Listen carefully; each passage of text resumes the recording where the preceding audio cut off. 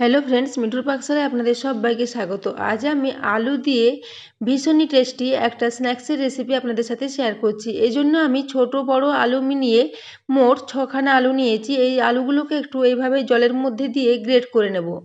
আলুটাকে একটু জলের মধ্যে দিয়ে গ্রেট করে নিলেই ভালো, তাছাড়া আলুটা কালো হয়ে যায়। এই জন্য আলুটাকে আমি একটু জলের মধ্যে নিয়ে গ্রেট করে নেব। এইভাবে আমি প্রত্যেকটা আলুকে একটা গ্রেটারের সাহায্যে গ্রেট করে নেব। তো বন্ধুরা, আজকে আমি একটা ভীষণই টেস্টি এবং ভীষণই খাস্তা ও মুচমুচে স্ন্যাক্সের রেসিপি আপনাদের সাথে শেয়ার করেছি। এই রেসিপিটা যদি আপনাদের ভালো লেগে থাকে তাহলে অবশ্যই চ্যানেলটি সাবস্ক্রাইব করে আমার পাশে থাকবেন এবং পাশে থাকা বেল আইকনটি অবশ্যই প্রেস করে রাখবেন। তাহলে আমি যে কোনো নোটিফিকেশানে ছাড়ি না কেন তা সবার আগে আপনার কাছে পৌঁছে যাবে।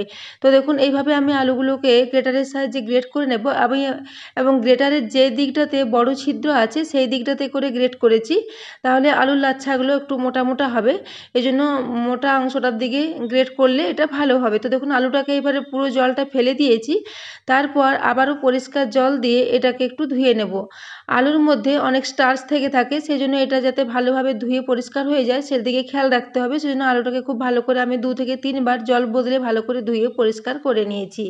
এদিকে আমি গ্যাসে একটা কড়াই বসিয়ে দিয়েছি, তাতে আমি হাফ চা চামচ পরিমাণে একটু লবণ দিয়ে দিলাম। এরপর এই জলটা যখন খুব ভালো মতো গরম হয়ে আসবে তখন যে আলুটা আমি গ্রেট করে রেখেছি সেই আলুটা জল থেকে তুলে এই গরম জলের মধ্যে দিয়ে দেবো। তো দেখুন, এখান থেকে আলুটাকে নিয়ে খুব ভালোভাবে জলটাকে একটু নিগড়ে নেব।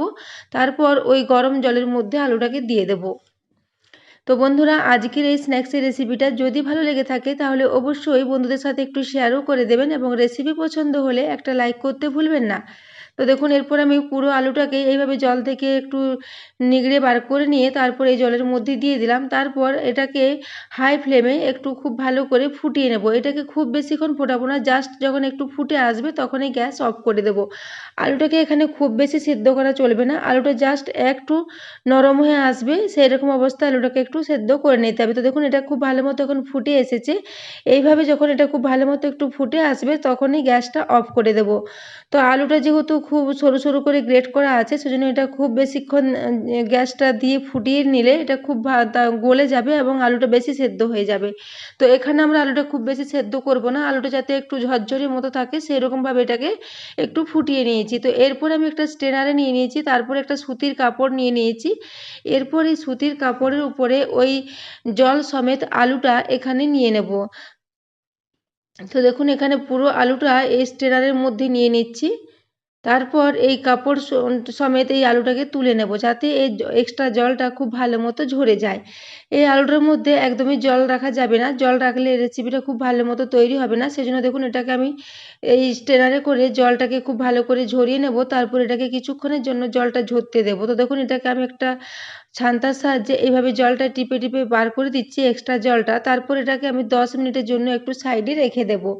এদিকে আমি গ্যাসে আবারও একটা কড়াই বসিয়ে দিয়েছি, তাতে আমি প্রায় 1.5 চা চামচ পরিমাণে সাদা তেল নিয়েছি এবং এই তেলের মধ্যে আমি গোটা জিরে দিয়ে দিয়েছি হাফ চা চামচ পরিমাণে এবং এখানে 1/4 চা চামচ পরিমাণে একটু গোটা কালো সর্ষে দিয়েছি। এরপর সর্ষে ও জিরেটা যখন খুব ভালো মতো একটু ভাজা হয়ে আসবে তখন এখানে আমি 1/3 কাপ পরিমাণে এখানে বাদাম নিয়েছি। এখানে আমি চিনে বাদাম নিয়েছি। তো চিনে বাদামটাকে দিয়ে একটু এই তেলের মধ্যে খুব নেড়ে চেড়ে ভেজে নেব। তো বন্ধুরা, এই রেসিপিতে আমি চিনে বাদামের ব্যবহার করেছি, আপনারা চাইলে এখানে অন্য কোনো ভেজানো কলাই বা ভেজানো ডালের ব্যবহারও করতে পারেন, সেক্ষেত্রেও এই রেসিপিটা খেতে ভীষণই ভালো লাগবে। তো দেখুন, এরপর আমি এটাকে একটু স্বাদ মতো লবণ দিয়ে দিলাম প্রায় 1/4 চা চামচ পরিমাণে। এরপর এখানে প্রায় 8-10টা মতো কারি পাতা নিয়েছিলাম, সেই কারি পাতাটা এখানে দিয়ে দিলাম। এরপর কারি পাতা ও লবণটা দিয়ে খুব ভালো করে একটু ভেজে নেব। তো এটা যখন একটু ভালো মতো ভাজা হয়ে যাবে তখন এখানে একটা বড় সাইজের কাঁচা লঙ্কা কুচিয়ে রেখেছিলাম, সেই কাঁচা লঙ্কা কুচোনোটা এখানে দিয়ে দিলাম। এরপর এই কাঁচা লঙ্কাটা দেওয়ার পরও এটাকে আবারও 2 মিনিট মতো একটু খুব ভালো করে ভেজে নেব। তো এটা যখন খুব ভালো মতো ভাজা এখন হয়ে এসেছে এরপর এটাকে আমি গ্যাস অফ করে দেব। তারপর এটাকে একটু সাইডে রেখে ঠান্ডা করে নেব। তো দেখুন, এখন সব কিছুটা খুব ভালো মতো ভাজা হয়ে গেছে। বাদাম দিলে এই আলুর স্বাদের টেস্টটা ভীষণই ভালো হবে, সেজন্য আমি বাদামের ব্যবহার করেছি, কিন্তু আপনারা চাইলে এখানে অন্য কোনো ডালের ব্যবহারও করতে পারেন। সেক্ষেত্রে ডালটাকে সিদ্ধ করে একটু এই তেলের মধ্যে মশলা দিয়ে ভেজে নিতে হবে। তারপর দেখুন, এদিকে আমি এরপর আলুটা নিয়ে নিচ্ছি। আলুটা খুব ভালো মতো জলটা ঝরে গেছে এবং এটা এখনও খুব ভালো মতো গরম আছে, সেজন্য আলুটাকে এইভাবে একটা পাত্রের মধ্যে নিয়ে নিচ্ছি এবং দেখুন আলুটা খুব ভালো মতো ঝরঝরে আছে এবং এর দানাগুলো খুব ভালো মতো বোঝা যাচ্ছে। তো এরপরে একটা চামচে করে খুব ভালো করে এটাকে ছড়িয়ে দিলাম, তারপরে একটু ঠান্ডা করে নিয়েছি।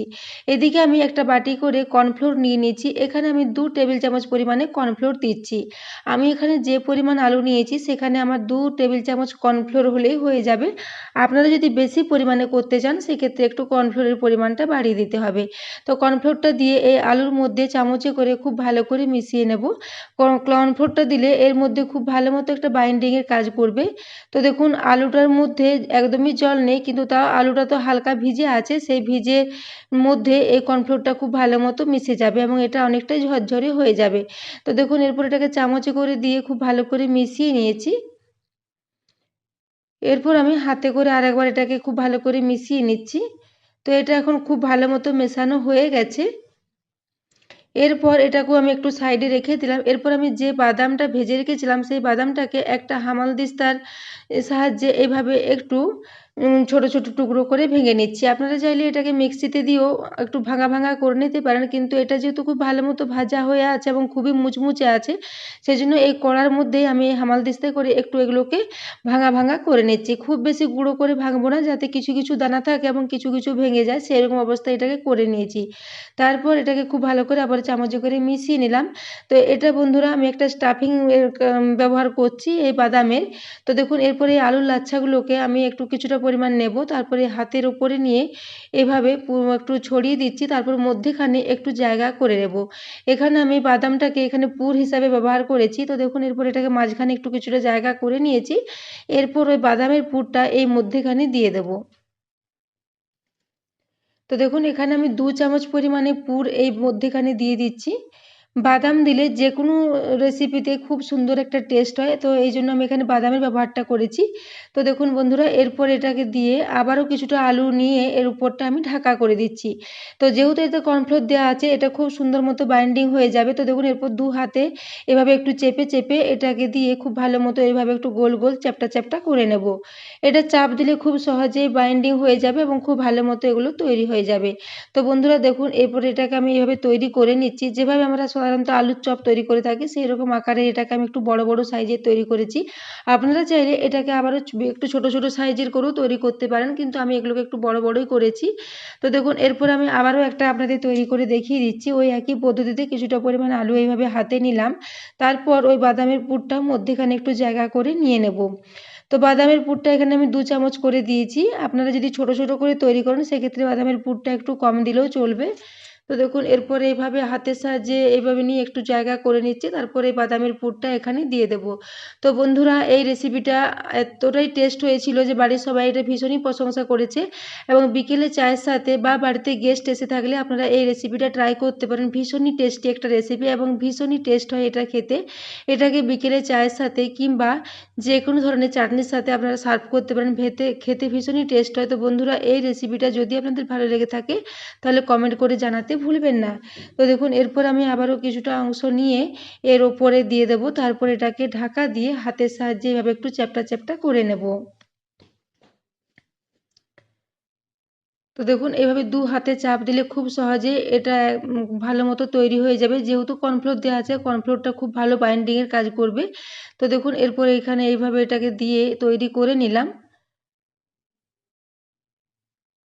তো দেখুন এটা এখানে আমার 2 টো তৈরি করা হয়ে গেছে। ওই একইভাবে আমি আরও 2 টো তৈরি করে নেব। তো আমি এখানে যে পরিমাণে আলু নিয়েছিলাম তার থেকে আমি মোট 4 টা মতো তৈরি করেছি।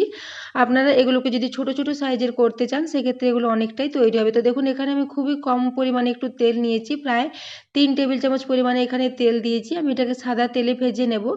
এরপর গ্যাসের ফ্লেমটা আমি মিডিয়ামে রেখেছি। মিডিয়াম ফ্লেমে এই সমস্ত আলু স্ন্যাক্সগুলো এই তেলের মধ্যে দিয়ে দিলাম, তারপর এগুলোকে উল্টে পাল্টে একটু ভেজে নেব। মিডিয়াম ফ্লেমে এগুলোকে প্রায় 3 থেকে 4 মিনিট ধরে একটু উল্টে পাল্টে লাল লাল করে ভেজে নেব। তো বন্ধুরা এই রেসিপিটা আপনারা বিকেলে চায়ের সাথে একবার ট্রাই করবেন এবং কমেন্ট করে জানাবেন যে আপনাদের কেমন লেগেছে। তো দেখুন এইভাবে কিছুক্ষণ নাড়াচাড়া করতে করতে এটা খুব ভালো মতো মুচমুচে ও খাস্তা হয়ে যাবে। তো দেখুন এরপর আমার এটা ভাজা হয়ে গেছে, এরপর এটাকে আমি তুলে নিচ্ছি। তো উপরটা খুব সুন্দর লাল লাল করে ভাজা হয়ে গেছে, তবে আমি এটাকে কম তেলে ভেজেছি। আপনারা চাইলে এটাকে একটু ডুবো তেলেও ভেজে নিতে পারেন, সেক্ষেত্রে এটা আবারও ভীষণই খাস্তা ও মুচমুচে তৈরি হবে। তো দেখুন এরপর আমি সমস্ত স্ন্যাক্সগুলো একটা প্লেটের মধ্যে তুলে নিচ্ছি। এরপর এটাকে আমি সার্ভ করে দেবো। তো এটাকে আমি বাড়িতে থাকা টমেটো কেচাপের সাথে সার্ভ করেছি। তো এর শব্দটা দেখেই বন্ধুরা আপনারা বুঝতে পারছেন যে এটা কতটা খাস্তা ও মুচমুচে হয়েছে। এগুলো ভীষণই খাস্তা হয়েছিল। তো দেখুন এরপর আমি একটা আপনাদের ভেঙে দেখিয়ে দিচ্ছি। ভেতরটা বাদামের পুরে ভর্তি এবং উপরটা ভীষণই খাস্তা ও মুচমুচে। আলু দিয়ে যে কোনো রেসিপি এমনিতেই ভীষণ টেস্ট হয়, তারপরে আবার যদি এর মধ্যে বাদাম দেওয়া থাকে তার টেস্ট তো অসাধারণ হবে। তো বন্ধুরা রেসিপিটা আপনারা অবশ্যই ট্রাই করবেন। তো দেখুন এরপর এটাকে আমি কেটে দেখিয়ে দিলাম। ভেতরটা বাদামের পুর আছে এবং উপরটাতে খুব সুন্দর মতো মুচমুচে ভাজা হয়েছে। তো এটাকে আমি এখন টমেটো কেচাপের সাথে সার্ভ করেছি। আপনারা চাইলে এটাকে যে কোনো চাটনি বা বিকেলে চায়ের সাথেও সার্ভ করতে পারেন। তো বন্ধুরা এতক্ষণ পর্যন্ত এই রেসিপিটি দেখার জন্য আপনাদের অশেষ ধন্যবাদ। আবারও চলে আসবো নিত্য নতুন কোনো ভিডিও নিয়ে। ততক্ষণের জন্য ধন্যবাদ।